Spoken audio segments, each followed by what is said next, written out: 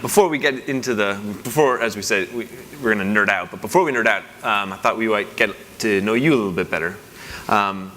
So I was hoping if you could tell us about your experience as an entrepreneur, your first entrepreneurial experience. Tell us about that. Sure.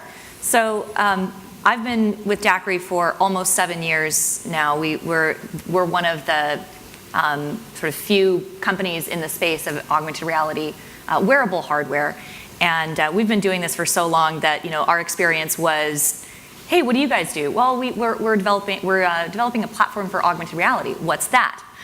Nobody, now it's become a very hot space, and there's a lot of attention, and a lot of the big tech companies are jumping in with both feet and want to have an AR strategy. That wasn't really the case before then. Before Daiquiri, I started a marketing company, and that was pretty soon after graduating from college. I was really sort of figuring out what I wanted to do. I was really interested in innovation, and specifically internet innovation, internet companies, as a way to create value with very little capital. So it's a very sort of, in comparison to starting a physical infrastructure company or starting a medical, pharmaceutical company where there's a lot of R&D, there's a lot of physical resources that go into that. All you need to start an internet business is essentially the ability to code, a laptop with an internet connection, and some good ideas. And then you just iterate, and you apply essentially what boils down to the scientific method in what's known as the lean startup methodology, where you have a hypothesis and you come up with what is essentially the least amount of work that I need to do to be able to test the hypothesis. And you're doing experiment design, but you're doing that in the context of business, in the context of social interactions. And then you learn from those experiments that you do, and you build upon your minimum viable product, and then you build out the feature set. And there's a lot that goes into that. It sounds, I suppose, relatively simple to sort of lay it out that way. There's a lot of incredibly deep knowledge that I have a huge amount of respect for in the space, where you're taking you're taking sort of the giants. We're standing on the shoulders of giants who have built these incredible internet companies over time, and that to me was a very inspiring sort of area to enter into, that was democratizing access to self-realization and to self-empowerment by creating this. Essentially, what is writing code, right? I mean, how many people in the room are programmers? Okay, not a super developer heavy audience, and that's fine. But one of the things, and my background is not in computer science, but as I learned about computer science, I sort of started to create this metaphor in my mind that it's the closest thing we have to magic. You essentially write down some words in a particular order, and if your code compiles, you have created value that didn't exist before. You've created something that's larger than the sum of its parts. And I started working with engineers very early on. So in this marketing company, my clients were startups. And I was also very interested in the world of sustainability. I felt that I sort of came into a world when I graduated from college that was very broken in that way, and I felt like this was something that I was going to have to take care of that before I could go off and do something else. What a drag! But I sort of carried that responsibility. I'm not really sure where that came from, but it was something that I always had. Yeah. And so I worked with one of the largest, actually the largest at the time, business conference in the context of sustainability in the United States, and that was in Los Angeles. And they became a client. One of my clients was also the Los Angeles Clean Tech Incubator, so that sort of put together my interests around technology and innovation and creating a bigger pie through innovation, sort of this blue ocean concept of it doesn't have to be about competition, it can be about actually expanding economic opportunities for everyone by innovating. And then also doing that in the space of clean technology and sustainability. And through that work, I've been doing that for a couple of years. I ended up meeting my co-founder at Daiquiri. Okay. Yeah, that was going to be my next question is what was the origin story there? How did you go from running the digital marketing communications firm to co-founding this real cutting edge technology startup? I think some of it came down to right place, right time, and having the sort of very open mindset at the time to look at new technologies. I met Brian through my sort of network in LA, and he showed me a very early prototype of something that he was working on. And he's a very advanced sort of expert engineer type person. He actually does mechanical, electrical, and software engineering, which is very rare to find that in a single individual. Vanishingly rare. Yeah. And he had sort of these concepts that he was sharing with me around what this could do, and I immediately grasped onto this is going to improve our ability to further the sustainability agenda, because that was very top of mind for me at the time. And it sort of struck me that augmented reality, because it is putting digital information in the context of the real world, it's the first time that we're bridging these worlds in a way that's going to feel very intuitive. And our brains are going to respond to that differently than any other kind of media. And because of that, it's going to allow us to essentially foresee the impacts of our decisions in the short term, even though while sort of seeing the long-term impacts, but seeing them in the short term. We're not very good at that as human beings. We tend to respond to short-term threats and short-term opportunities. And that's just how our brains have evolved over the millennia, right? The caveman or woman who heard the bump in the night and went back to sleep got eaten by the tiger, So we're sort of attuned to these like very near-term threats and opportunities. And what that creates is a situation where if we don't put these sort of safeguards in place, we have this very short-term thinking that's sort of kind of pervasive in our culture, and particularly in business culture. In your work, in working with different startups in your marketing firm, and when you're at Idea Lab, what are some of the lessons that you learned being exposed to all those ideas and processes that you took and are sort of implementing now in your work with Daiquiri? Any ones that stick out? I think one of the things that I learned in that environment, I was quite young when I started this journey, and I was very self-conscious about that fact, that I was coming to the table as a young woman founder. And I was concerned about the perception, particularly with some of the things that were happening in the tech world, where you were seeing women co-founders who were being pushed out of their own companies. And that there was just some news stories around the time that has happened with Tinder very famously. And I sort of went to great lengths to grow up faster than maybe I should have. So on the one side, I think that I just 1,000% dedicated myself to my work, and I didn't have a life at all. And I don't really recommend that. I did like, I was like, oh, the sun, what's that? Okay.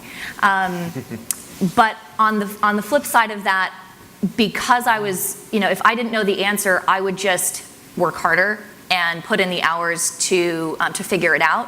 And I learned to trust my instincts, because sometimes I would sort of give somebody the benefit of the doubt because they had more experience than I did in an area. And I learned that that's not, you develop you have to develop your sense of judgment around that. It's not always experience that's going to give you the right answer. Sometimes you need to trust yourself.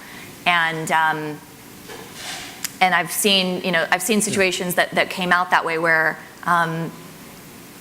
if I hadn't listened to somebody else, I would have shortened my path to figuring out a solution.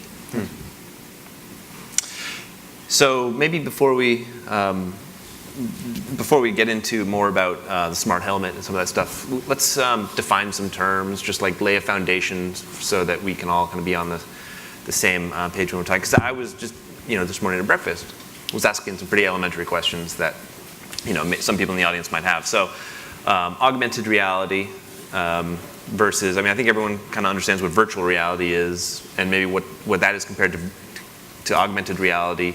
And then the question this morning I asked is heads-up display. A lot of people are familiar with now from cars, and I asked, is that augmented reality? And so the answer is no. And I was like, well, what's the difference? And so maybe you could kind of help define. Yeah, what is the difference? Yeah. And define some of the terms. So I just put this up on the screen in case you asked this question. So I'm assuming a lot of people in the room have experienced VR as well. Can I see kind of a show of hands? And if you haven't, there's a great experience downstairs that you can check out. So with augmented reality, the image all the way on the left here, can everybody see this okay? This is one of the most sort of famous cited papers on AR by Azuma that came out in 1997. And he defined augmented reality, and this is one of the definitions that's sort of commonly accepted. It's not just about putting digital information in your field of view. It's about the way that digital information interacts with the spatial environment. So this is an image of a real table and a real phone with a virtual lamp and 2 virtual chairs. And you can see that the table covers part of the chairs, the lamp covers part of the table, so there's occlusion happening in both directions. And it's the nature of augmented reality is that the digital system has to understand enough about the real world to intelligently place the content such that you experience it naturally. In virtual reality, it's very different. There is no view of the real world at all. You're completely enclosed in a 100% virtual environment.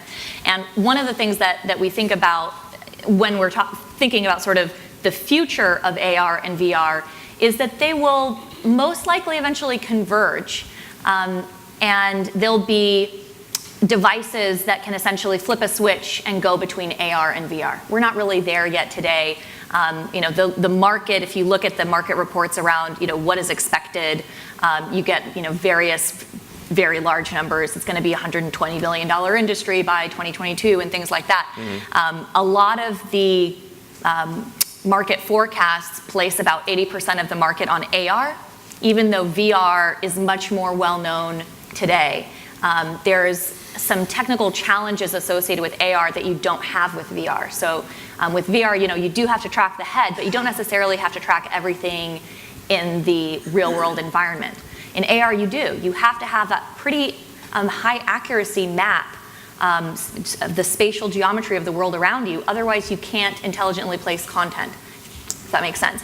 And in a head-up display, that can just be as simple as putting information in your field of view, and it doesn't have to be mapped to anything in the environment. So a lot of people will ask me about Google Glass. Oh, I thought I had that in this slide. Google Glass is not augmented reality, right? Because it's just putting information in your head-up display. It's the difference between head-up and head-down. Now there's head-up displays in many cars, and that's not augmented reality right now. It's just putting relevant information and reducing blind flight, reducing your need to look down or to look even slightly down at a GPS system, and it's keeping your eyes on the road. So it's already greatly improving the functionality and safety of the system, but that's very different than an AR capability. When you think about this technology, and then as you think about the work you're doing every day, especially in the wind turbine space, for instance, that notion of having enough capability to map all the sort of real world stuff and all the basically the training materials, how do you approach a problem like that and then build a product to match that problem, or to create a solve for that problem, for lack of a better term? So there's a lot of considerations that came into play. We've been doing this, as I said, for 7 years, and augmented reality, as I kind of mentioned in the video, it's such a broad technology. it will have applicability in all different kinds of areas. But we wanted to focus on building a business that could help us get to true scale and make this technology ubiquitously available.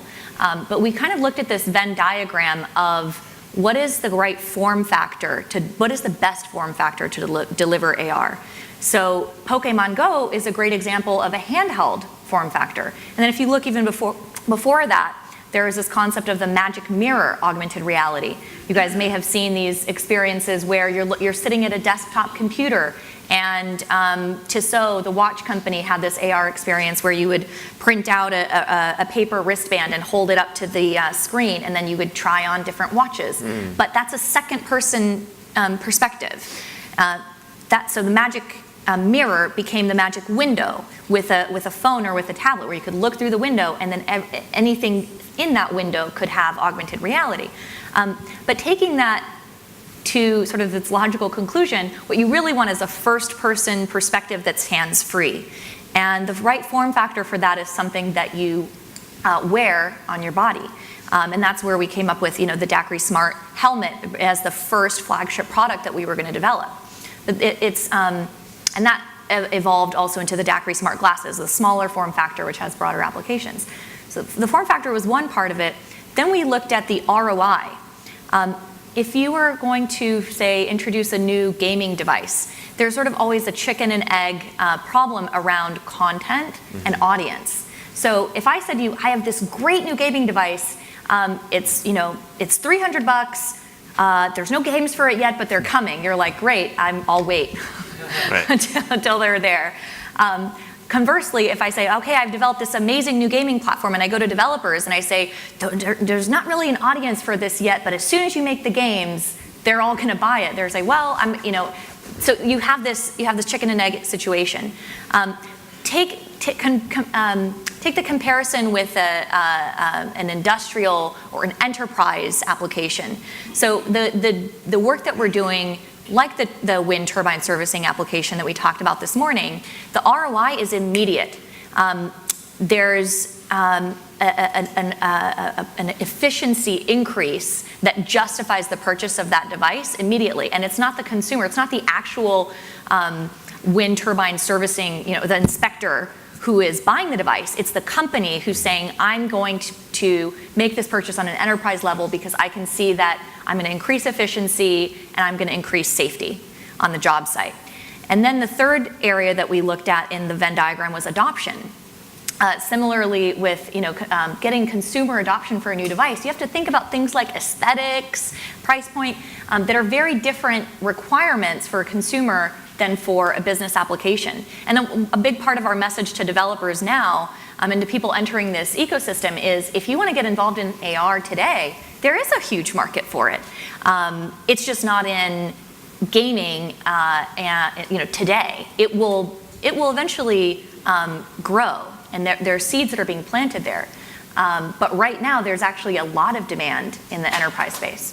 When thinking about that with the wind turbine, in some ways the content, or at least the materials that would go into the training content, have been around for as long as there's been training programs, right? So in some ways you're translating that content into the augmented reality experience. At least that's how I think I understand it.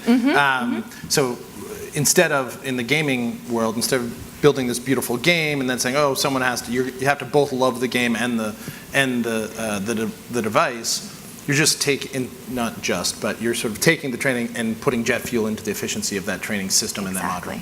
Exactly.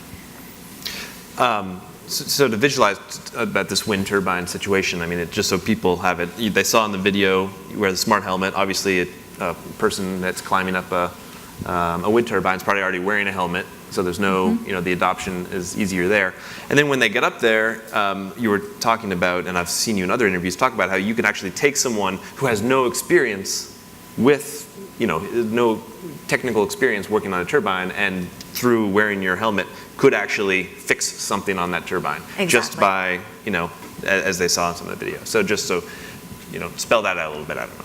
I do have a couple slides if you want to take a peek at that. Sure, that's fine. Yeah. And I sort of put these slides together for the Q&A section. So we're going to get to, there's the Google Glass. So this is actually a similar application to the wind turbine servicing, but this is going to be a gas turbine. So one of our key customers is Siemens, and they're a partner of ours as well. We do technology integration with them as well on the tool chain side. But this is kind of just to give you kind of a taste of where is the demand coming from? Why are businesses interested in adopting AR today?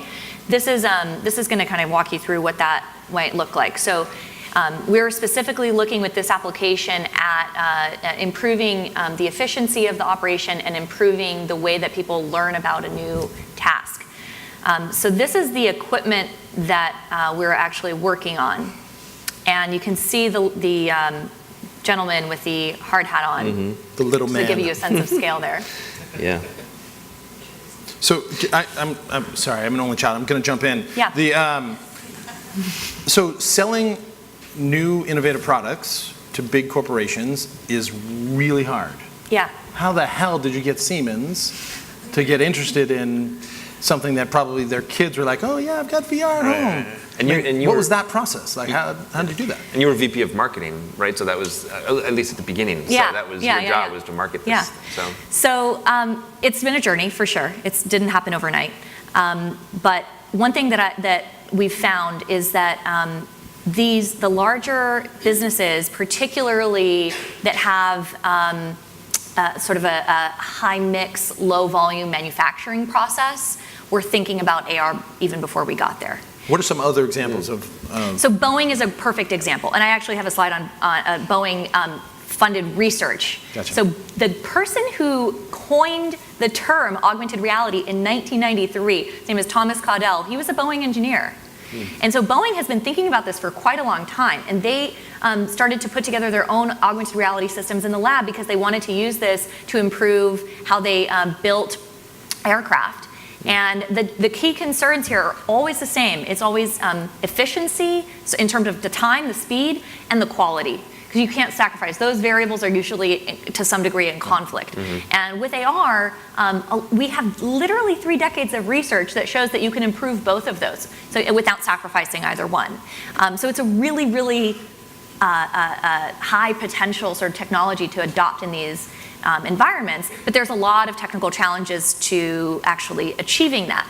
And Boeing did research for decades before, now they're actually adopting our platform. And so part of the way that we got the attention of Boeing and Siemens and Autodesk and Mortenson and IBM and Dell and these companies that we're working with is, number one, I mean, our platform is in terms of the actual technical specs, I would say one of the top performing, if not the top performing system on the market today. And they're not, they will suffer no fools. They're not just sort of taking our word for it. They're buying every system on the market and testing them. It's not about, okay, well, you had a better pitch. Yeah. It's about doing side-by-side comparison and looking at how reliable is the system. So a lot of it was kind of the reliability of the tracking. In order to do AR, we had to design the smart helmet and by extension the glasses with very high-end IMU sensors, and we're doing data fusion with our cameras, and by fusing those two data sources, we're able to do a process called visual inertial odometry. And that type of tracking works in all lighting conditions. So we designed the device to work in the field and on the factory floor. And a lot of AR devices that are out there use something called structured light. And so they're actually sending out a light pattern and then measuring the light as it bounces back, and then looking at the distortion and understanding the geometry of the space. That doesn't work when you're fighting sunlight. So our device works outside. And with Siemens, the conversation doesn't have anywhere to go if it doesn't work in the environments that they really need it to be successful. Right.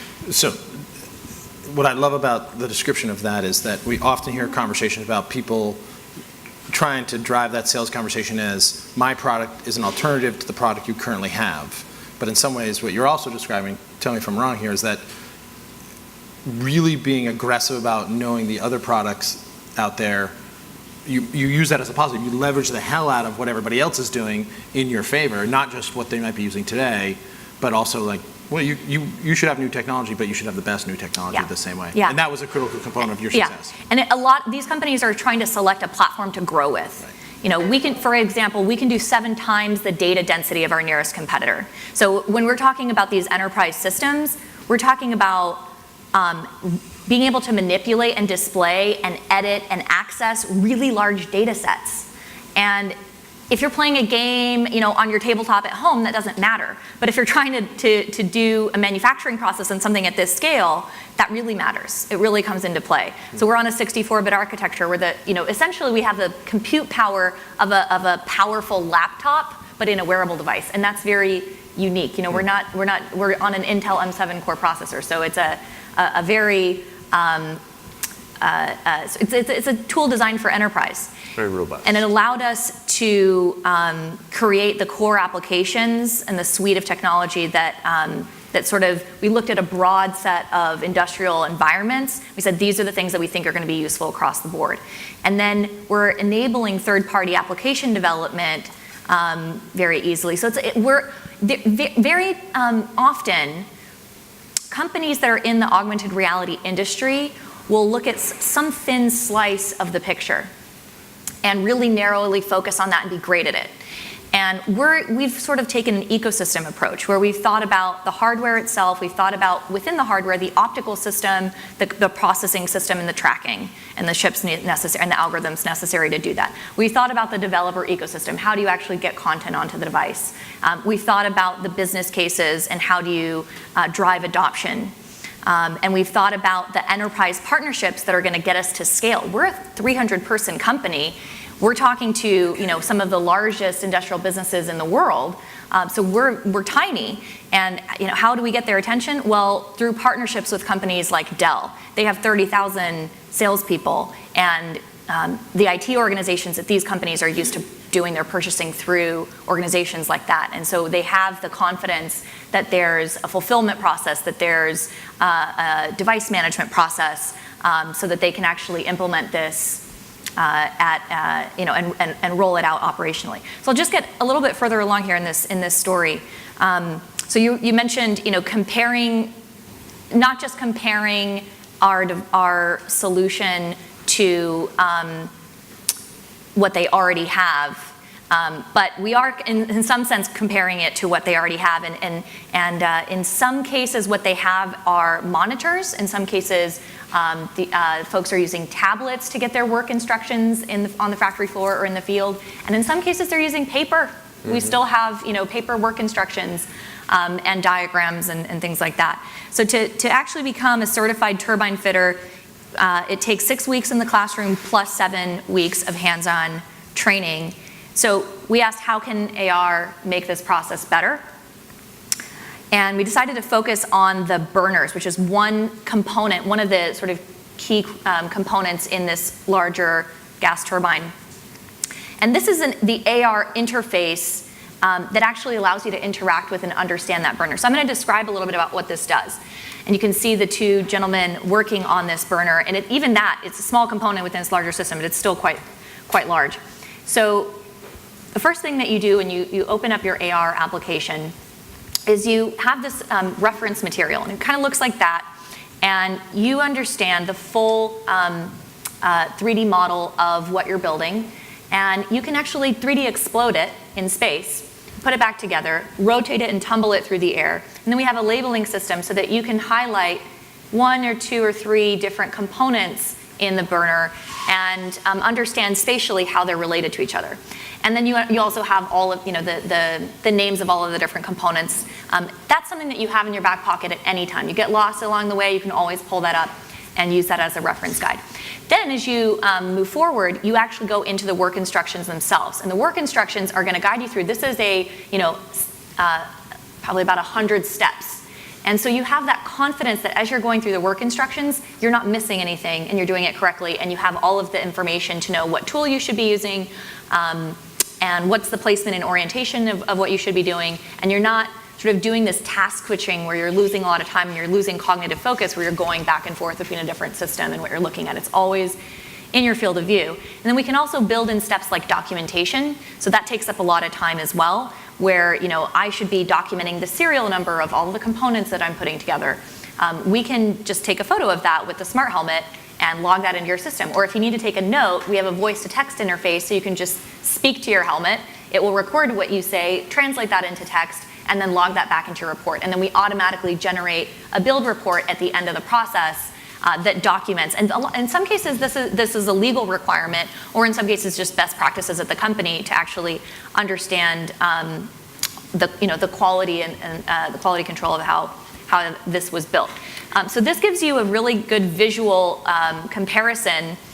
480 minutes is how long it used to take to learn how to do this burner build process, this assembly process. And here we have 2 data points from novices who had never done this task before, and they were both able to do the same task in under an hour. So that's a huge increase in efficiency. And we got some really great comments.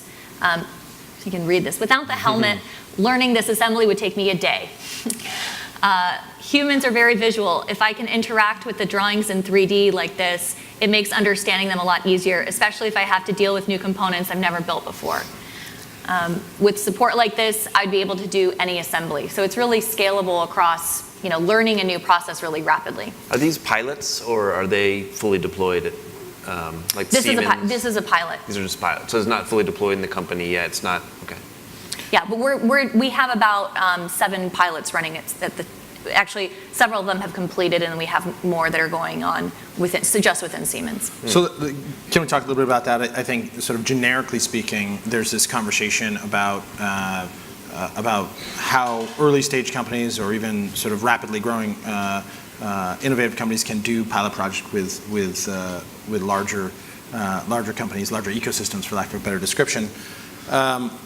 What are some of the mistakes you guys made along the way that doing these pilots that you so wish you knew about before you did it? I think a couple of key takeaways. One is we grossly underestimated the sales cycle time frame. So working with a large company, it can take a couple of months just to get your NDA signed. In some cases, that's fast. The other thing is, I think we just sort of learned this along the way and brought in expertise to help us understand this as well. But we're selling to multiple stakeholders within the process, right? So there's the person who actually writes the check. There's the person who is perhaps the shop floor manager or the plant manager in the place where you're actually going to deploy. Then there's the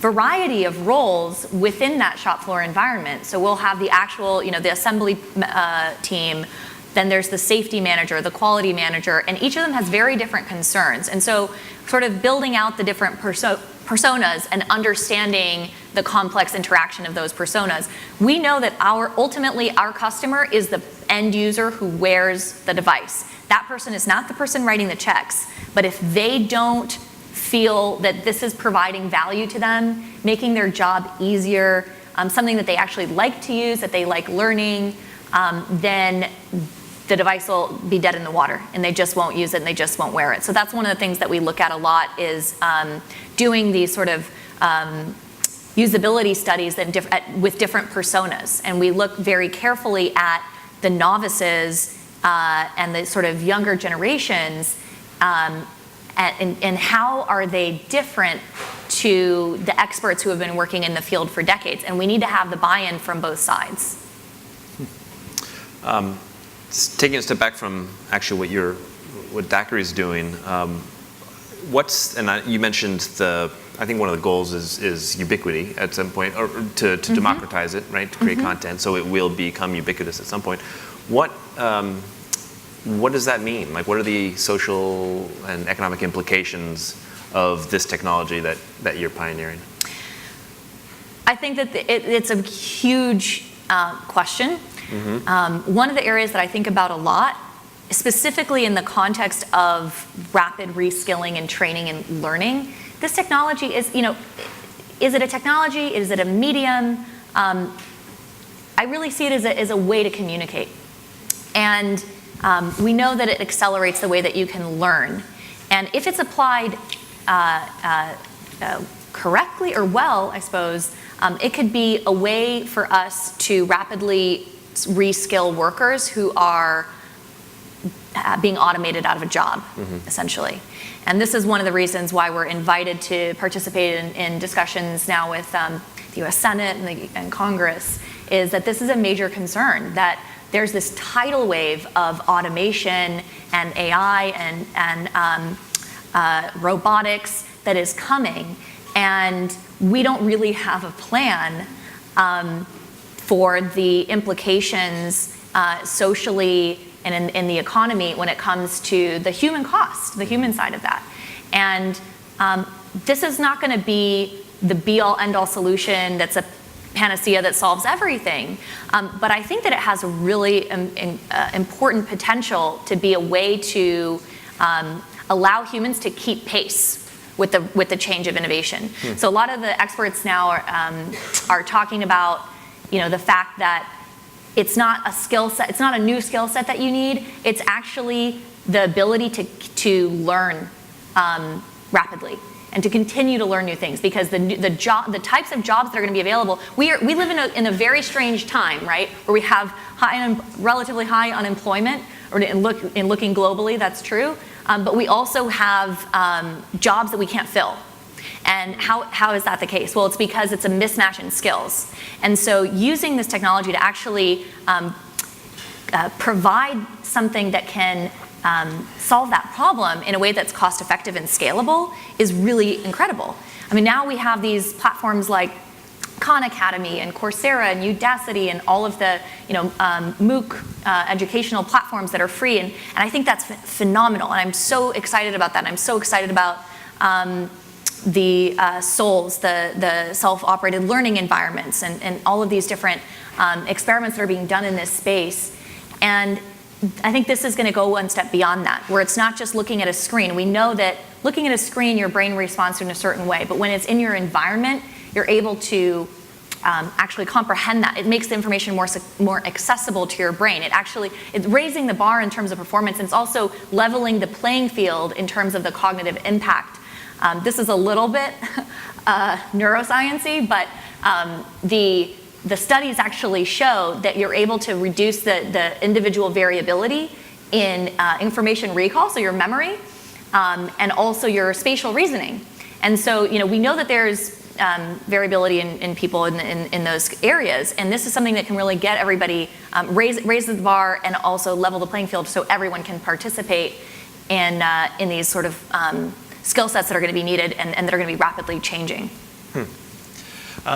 So where are we in the evolution of this technology? I mean, are we, actually, let me rephrase the question. So you're starting off with industrial applications. I think in the video, your co-founder mentions that the first application that most individuals will experience will probably be in cars. What's the timeline? Like is augmented reality already in some of these cars, or is that just HUDs? Just only in concept vehicles so far. So what's the timeline? Within 5 years, are we going to be? Definitely less than 5 years. Less than 5 years, yeah. Okay. Yeah, so that's one of the areas that we're working on. And part of the sort of impetus for that is not just the fact that it's cool, it's also the fact that it improves safety on the road when you're able to actually augment the road with turn-by-turn directions and points of interest. You're not just reducing blind flight, but you're increasing the person's ability to sort of comprehend those directions and understand which lane they need to be in.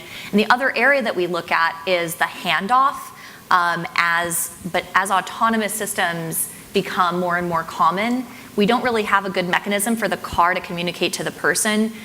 I've seen this obstacle. This is the path that I've decided to take.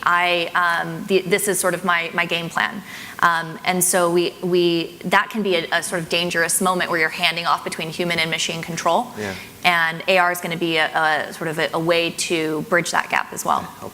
So one of the largest challenges in the aging sort of U.S. industrial workforce is the transfer of institutional knowledge and memory. Is there a role for this technology in the work that you're doing to solve that problem as well? Absolutely, yeah. So at a very simple level, we're able to directly connect people in the field with remote experts anywhere in the world. So we have an application called Remote Expert, and you can call in guidance from anywhere, and that allows you to essentially take the highest level of experts in your company and make that expertise more scalable.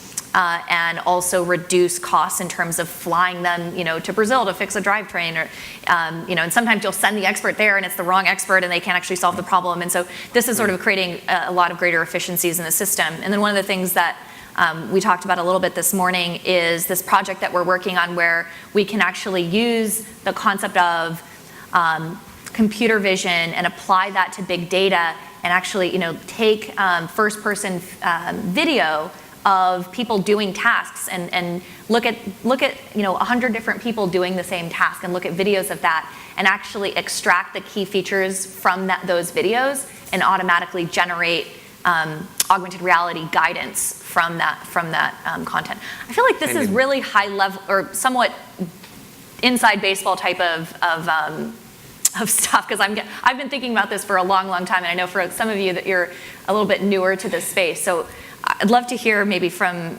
the audience if there's areas that you guys are interested in. Yeah. We got. I don't know. Question for you. Do you want me to? No. Yeah. I'm thinking about the neurological parts of this, and when I am lost and I ask my phone and my GPS to tell me how to get to where I'm going, which honestly may be around the block, I know how to get there, but I don't learn how to get there. Mm-hmm. I don't, maybe I'm not building those neural pathways. And so what I'm wondering is in that slide you showed about the hours spent to fix that big thing, turbine. Are you showing learning in that? I mean, people learn in different ways, so I appreciate that it's a difficult way to assess that, but are they doing it because the helmet is helping them and with the tasks, or are they taking those tasks and building these new learnings with it? So I want to bring this study to the forefront. And it's a great question. I get that all the time, right? Where it's like, is GPS actually making us dumber because now we don't know how to get around our own city? Right. Or what have we really learned from that?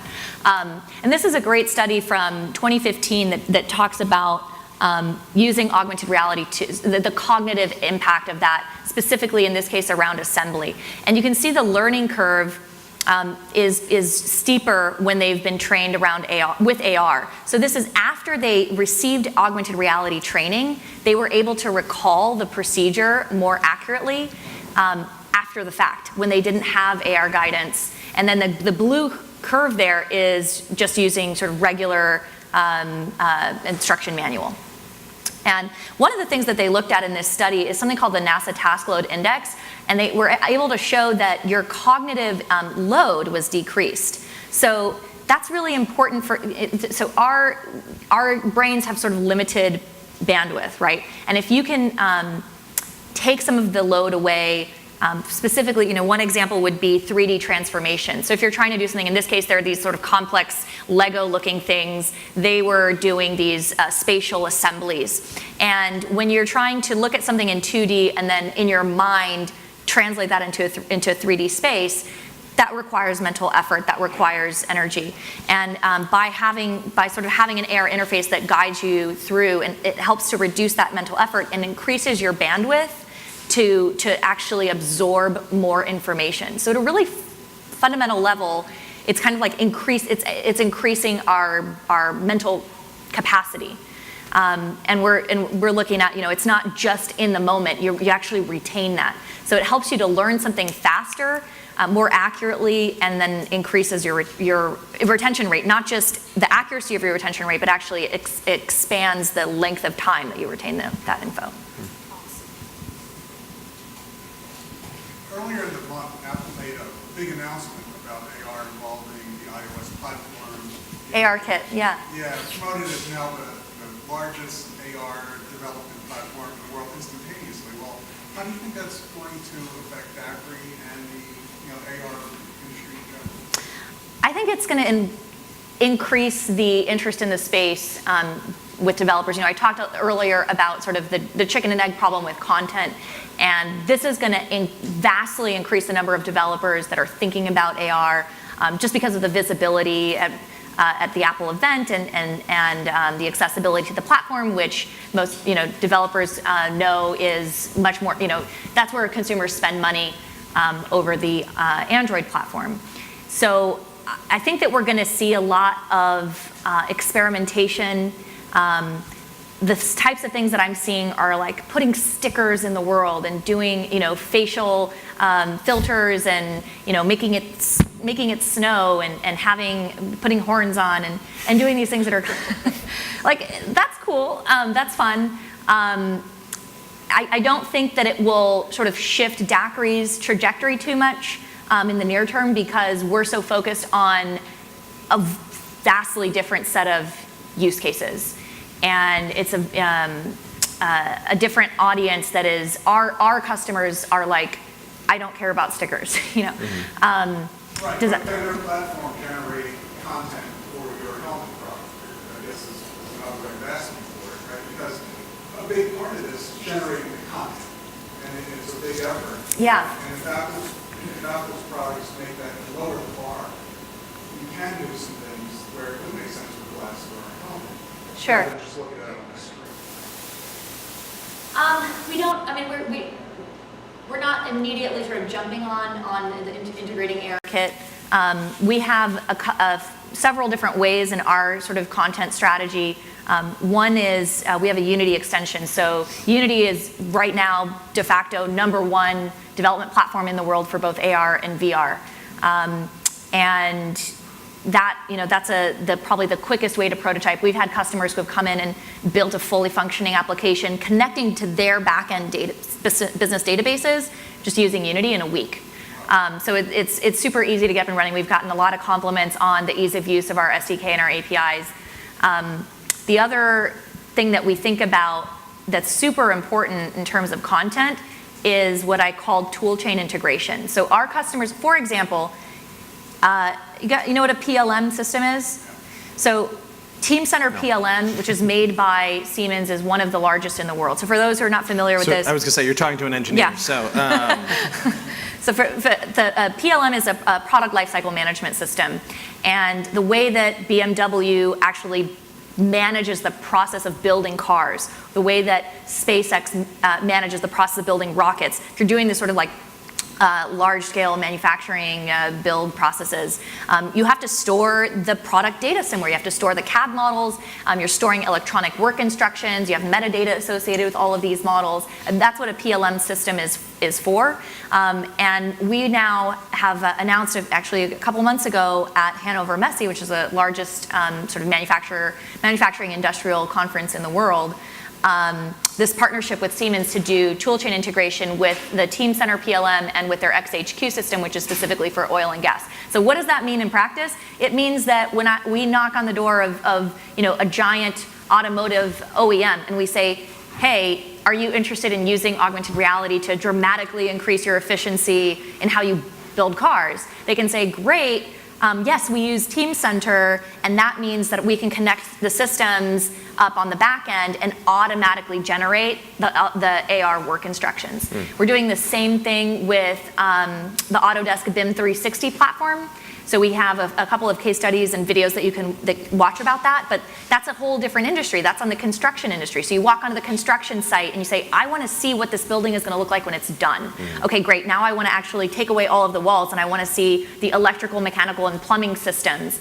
And perhaps I'm actually managing the process of doing this building. One of the case studies that we did was an MRI room in a hospital, which is one of the most complex kind of building environments that there are because of all of the different electrical connections that you need to do. And we were able to show, yes, we have the processing power. Yes, we can handle the data density. And yes, we get the tracking work so that when you actually walk on the construction site, you're seeing these BIM models and you can be taking in data from multiple vendors and doing the deconflicting process. This is one of the most common things that you'll see is if you're doing a complex build, you have 5 or 6 different vendors and they're all putting in BIM data and it just takes weeks to sort out on a screen where there are conflicts. Well, here's this pillar and this pipe is supposed to go through it. Okay, so when you actually can see that in AR and you can walk around, you have a very intuitive way of understanding that.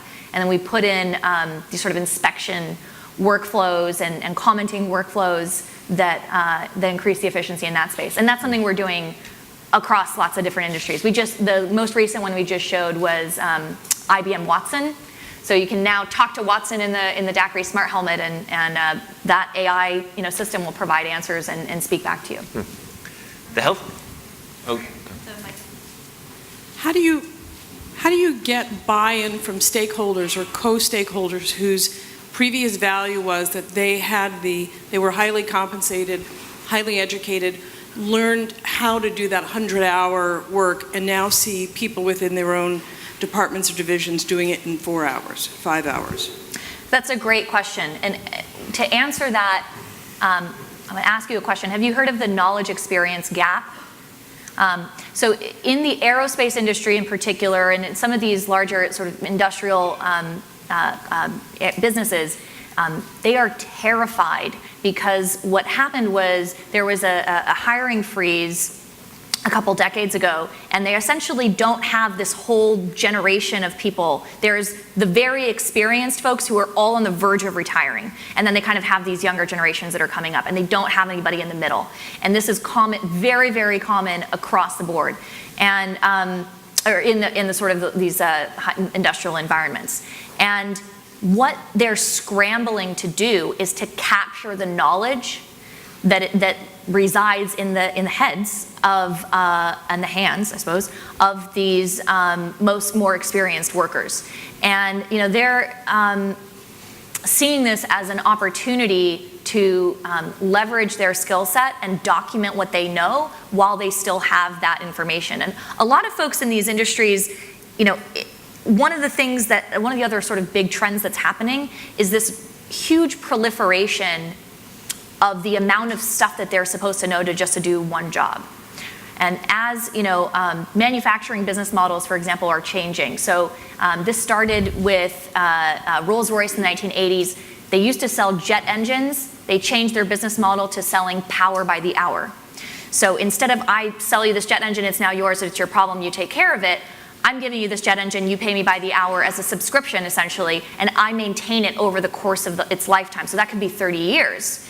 And this is something that, that's just sort of one example, but there's lots of examples where companies that used to be about designing and producing goods and manufacturing them and delivering them in this sort of like engineering tradition are now in the services business. And what that means is that one individual in that company now is responsible for knowing all of the past products that are in the field that maybe they weren't built when they started that job, and then the proliferation of new products that are coming out. And so there's more than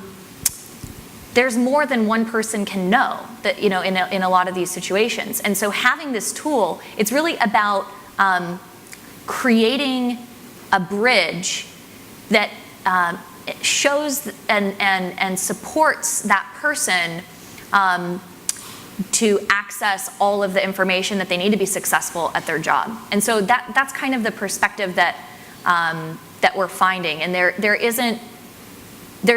when we see resistance, it's more about specific usability questions. I want to be able to see the people I'm training I want to see the whites of their eyes. Okay, well, how can we work with that to make sure that you have that personal connection in the context of AR? And in AR, it's obviously much easier than with a technology like VR, where there's no sort of social interaction. Right. That's one of the benefits of a head-up display. The fact that your head is up, you're not looking down at a screen or a tablet. Your head is up, and you have this situational awareness and also social awareness around you. I know that was a long answer. I hope that answered your question.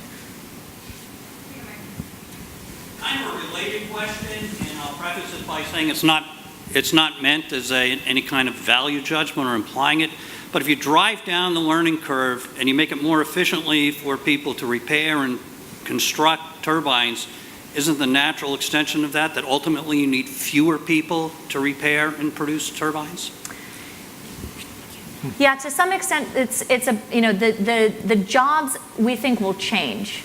You don't necessarily need fewer people, but what they do will change. And by having a system that allows them to learn faster, they'll be able to take on new responsibilities that could be adjacent, or that could be sort of developing the next generation. One of the things that we see is this trend of, and this desire to bring the innovation and the design process closer to production. And manufacturing businesses that, you know, things that used to happen right next door to each other are now happening around the world, or are now happening, you know, in a distributed fashion around the world. Similarly, things that used to be distributed can now happen closer and closer together. So it used to be very difficult, for example, for a designer to get sort of immediate feedback about how something is taking shape physically. And now with things like 3D printing and with AR previews before you even do 3D printing, you can start to sort of bring those aspects of the innovation cycle closer together. So it's kind of the trend that we're seeing, and I have a mentor who's been in manufacturing for about 20 years. This is a really interesting guy. He actually, he manufactured VHS tapes, then he went into CDs, then he went into TV screens and early TVs, and then went along the line. Now in his job, he actually works with this high-end ERP system that's used by companies like Blue Origin and is, you know, high-end sort of aerospace and automotive type companies. And as part of the nature of his work, he's on factory floors 3 or 4 times every week, different factory floors. And if you haven't been in this environment, every single factory floor is really different. There's no one size fits all. And one of the things that he really that we talk about with this technology is that it's going to take people from being sort of physical laborers to being knowledge workers. And there's this kind of very, you know, it's a very, very different paradigm. And it's not just about changing the actual physical work that people do. It's about changing the business model and the culture around that. And that's one of the things that we're seeing, not just with AR, but with the whole concept of the Internet of Things, or also known as Industry 4.0, is that when you have these different data sources and capabilities, it extends, you know, what you're able to do as a company. When you're talking about the gas turbine, you had mentioned some of the comments where I like being able to manipulate things in 3D, that helped my learning. What I was curious about, with the helmet on or with the glasses on, mm-hmm. is there a feedback loop from the hands, or that, because the AR image is an image.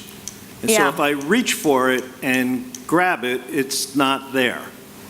I see it there, but it's not there. So I wondered how that 3D interaction happens at some level. Great question. So we just announced last month the first AR controller that's been really designed from the ground up specifically for the medium of augmented reality. And I'm going to show you what that looks like in a second. But so user input mechanisms and user feedback mechanisms, sort of what you're driving at, right? There's a similar sort of input mechanism that you guys are familiar with from VR, which is using gaze, right, and dwelling on something and selecting it, and that's useful, but you don't want to, or we don't want to rely on it 100% for everything, because it can be tiring. Then we also have voice, but there's, you know, that's useful sometimes as well, but again, not something that works in all environments, because you could be in a loud environment, or you maybe don't want to bother the people around you, or maybe you want to keep your position hidden, or what have you. So we're looking at what is sort of what's going to be the gesture interface that is appropriate for AR. And how many people have seen Minority Report?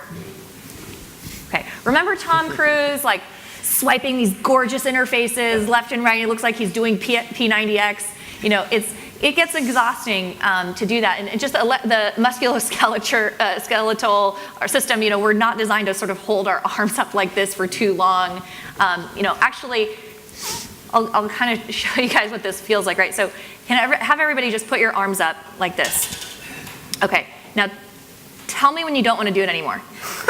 It's like immediately. It's like, we just don't want to do this all the time, right? And it's like, you might, there's some occasions where it's like, okay, yeah, like there's, certain small example, or not small examples, but, occasional examples where that makes sense. But what we're more used to are these micro gestures. And the context there is the mouse, right? Where the way that you move a mouse, you can actually control a lot and do a lot with very small, comfortable gestures that are ergonomic. So we've designed this device called the Omni, and this is sort of the first sneak peek of that device, and it allows you to do that sort of micro gesture type of detailed control and feedback. It has haptic feedback in it as well. That's specific to AR. And one of the things that it has also, and you'll see how this plays out in the video, we're able to track the pose of this device with 6 degrees of freedom. So even just moving your wrist like this, it can be an input mechanism as well. So I hope this is the right video.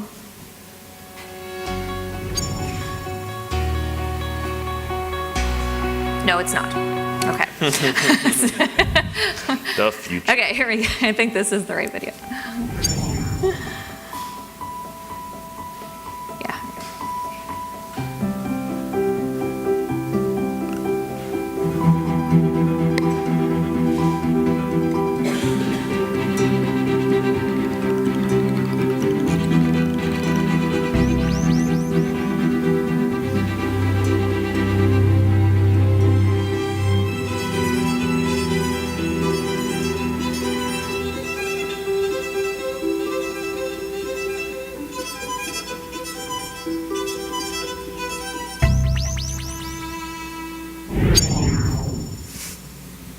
So you can see that the device is being tracked in space as well. So it gives you this sort of place where you can display content or use it to place content in the world, use it to point to things in the world. So it has click, it has trackpad, and it has haptic feedback as well.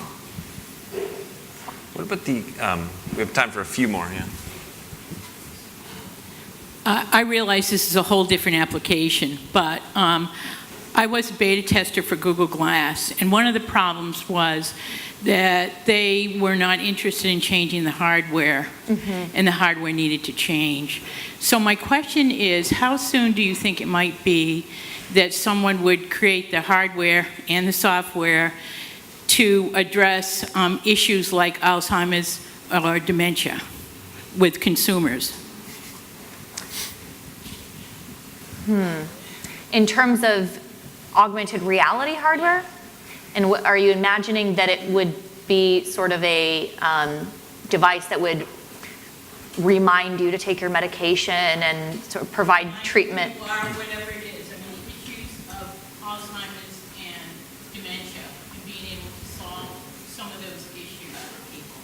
So a device that helps us solve those issues. It's a huge question. I think that there's a couple different ways that I would sort of tackle that. One would be, I don't know enough about the research the fundamental sort of core research that's been done in that space. I know a lot about the research for augmented reality and autism, which is very interesting.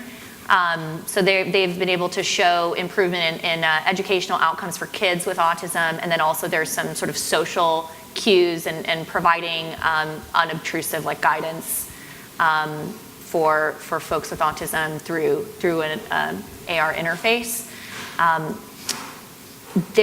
I think that there's more work to be done, or at least I have more research to do, to understand kind of would there be clinical applications, or is it more about sort of a consumer device that gives you, greater connectivity to your family and provides, fall notifications and medical or pharmaceutical reminders and things like that. I think that's one side of it, is just the actual, there needs to be a strong theoretical framework to sort of justify the development of a device. And that research could be done with existing hardware. Well, I think that's what's interesting sort of about where you guys are, is in some way training has always existed, right? the notion of putting people in a classroom and training them with content that exists. It's, in many ways, you guys are, as I think I said earlier, sort of jet fuel in that process, right? The AR is driving efficiency in a much different way. And Pat, I think in the part of your question is, I don't think the solution to those exists yet. And so once those solutions begin to develop, there'll be a variety of mechanisms. Hopefully, there'll be a variety of mechanisms for delivery of that. And to some extent, it's a cross. There is going to be a cross pollination in that process as well, right? So I actually have some contacts. I spent 2 years abroad, and I went and opened our first international office in Ireland, and I have some contacts in Ireland who are looking at the connected elderly care center, and have done some really fascinating work in that space. Where they're looking at how do you leverage sensors and networking to improve the sort of daily lives of folks in an elderly care center. And I think that basically one of the things that we've really done with DAQRI is there's very few companies that have put out products that are fully sort of functional augmented reality platforms that enable third-party development and so on. And now there's an opportunity for researchers to leverage platforms like ours to do that research and then to look at what would need to change. Developing hardware is not easy, to say the least. And it always takes 3 times longer than you think it is. It's a very painful process. And there's a huge there's a reason why we wanted to develop a platform that was as broadly applicable as possible. We could have narrowed it and said, we're going to develop something just for construction. Then it wouldn't work and actually the glasses are being used for medical training now, so for surgery training. Are they to a point where you'd feel comfortable being under the knife of a surgeon using AR technology? So right now we're just doing training. Okay. It's not for use in the OR. So it's not quite there yet. But I think that we're getting to so this is one of the debates that we're having with one of our partners who develops these surgical training maps, and sort of end-to-end mapping of a surgery process. And the idea is that it's uncomfortable now, but we're going to get to the point where we're going to say, I don't want to do the surgery unless there's AR guidance, because it provides that reliability. Humans are, just say same with cars, right? Well, tens of thousands of people die every year because of mistakes in surgery. So, and that's really what we're looking at now. With I started mentioning some of this research to you guys this morning. We're working on decision support systems, and there's a huge, vast ocean of research sort of ahead of us to look at the cognitive effects of how do you display information where you're actually improving decision support. And the danger that you can fall into is something called cognitive tunneling. One of the dangers. There's a lot of different perceptual issues, but you can actually do more harm than good if you aren't if you're not really aware of the cognitive processes behind it. And this happens with airplane head-up displays, where if you created the interface in such a way that there's clutter, or where there's something called the STOM model, where you can predict how likely it is that people will switch between different tasks. You can map their attention, you can predict their attention scan path, you can predict the likelihood of them noticing a different object in their field of view based on where their actual scan path is. And if you don't sort of look at and balance these different variables, people will pay too much attention to the interface, miss things in the real environment, and crash the plane. And this has happened. And this is why there's been a lot of funding from organizations like the FAA and NASA and the Air Force to do this research over the last 30 years and understand some of these cognitive models. And now we're working on applying those to HMDs. Can I show hands how many more questions we have from the audience? So we only have about 10 more minutes. All right, we have like 6. I'm sure if we can get through them all, but let's try. So I'm curious, in terms of building your business, you talked about your first internet company, which you were attracted to because it was so easy, to have a laptop and a code, and this seems the opposite. I mean, it's so much, so much capital, so much R&D necessary to go into this. So how did you structure it? How did you have the resources that you needed? What was the beginning of it like? So we didn't start out with hardware. We started out as a software platform.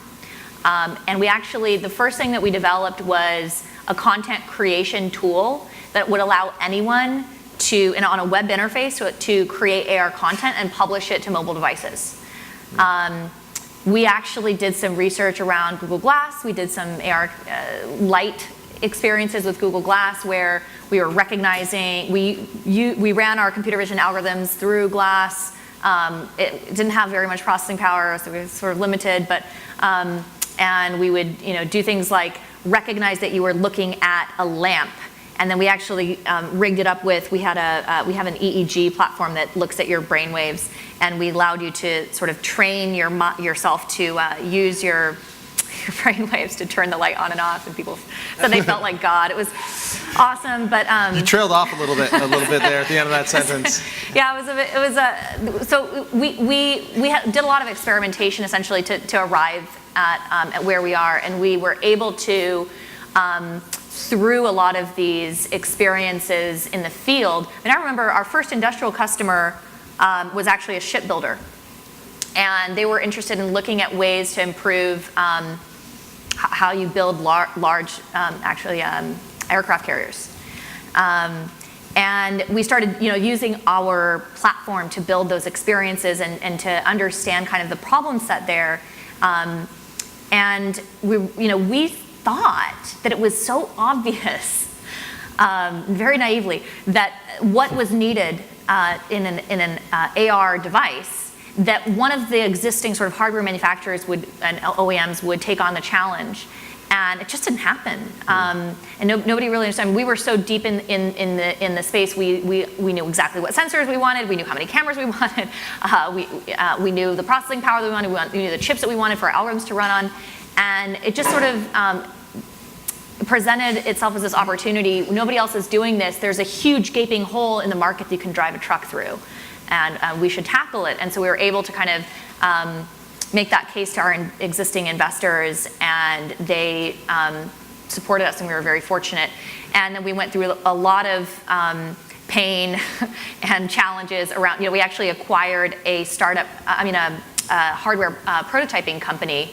And so we were starting to hire electrical mechanical engineers onto our team of 100% software engineers. And in order to sort of accelerate that recruiting process, we actually ended up acquiring 2 companies in the UK. And yes, it didn't start out that way. It sort of developed over time. But as we started to dig into where the demand was for the market, it made sense as a way to continue to grow the business. Looks like Lou has the microphone. I was actually just interested in hearing more about how you've navigated Daiquiri through the competitive landscape. And you started talking about some acquisitions there, but you mentioned the product feature with Siemens that you had the leg up on the competition. I mean, how did you figure that out to do that instead? If I told you, I'd have to kill you. No, no, it's not a really big industry, to be honest. Like it's very nascent. So to give you just like one sort of example, when we first started hiring computer vision scientists, there were a handful of academic programs in the world. There's not very many universities that even teach that. We knew, in academia, it's like a family tree. This person did their PhD with this person, and then their students did this. So we sort of like knew the space pretty well. And so we kind of, it is a small world, and we sort of knew what people were working on. And computer vision being, I don't know if I can't really emphasize this enough, like it is such a core foundational technology for augmented reality to work at all. Mm-hmm. And it is very niche, and it is very hard to do, and it's CV is sort of a subset of AI, and then within CV there's a subset that we care about, which is navigation. And so it was sort of about like amassing the talent, and that's about the vision and where you're going. And we've always had a very, very ambitious, giant, hairy vision, and I think that was inspiring to people. And that was some of the comments that we would get a lot of the time is, I see people working on these really narrow problems, but you guys are going after a whole world. Right. And I want to be part of that. Likely get easier for a startup to get into the space eventually, right? Now, sorry, it's easier now, is that what you're No, asking? it eventually will get easier for a company to be involved in AR, especially when you're I talking think about... I think it's a lot easier now than it was easier. when we started, because there's a lot of open source tools that are available now. I think we're going to try to fit in one more.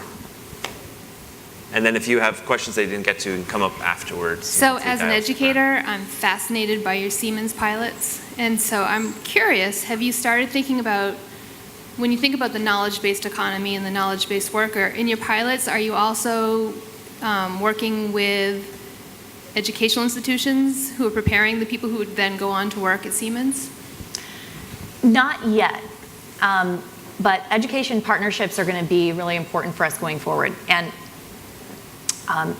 looking at that from a couple different angles. So there's, partnering with existing institutions who are have programs in place that we can leverage and expand upon, and who want to bring in AR into the curriculum. They're in two ways. One, in terms of teaching people to develop AR and think about AR and expand, the current scientific total knowledge that we have about AR and how it's used and implemented. That's one area. And the other area is learning something totally different, but using AR to learn that. And then the other area that we look at is sort of non-traditional education programs. And in some cases, those are great. So we're partnering with a group in LA and to do this AR workshop this weekend. We love hackathons. We think that you don't have to sort of necessarily always do the traditional path to get these skill sets that are going to be very applicable in the market. All right. I think we should probably wrap it up. But if you do have questions, hopefully you have a few minutes to stick around to talk to people. So let's give it up for Gaia Dempsey. Woo.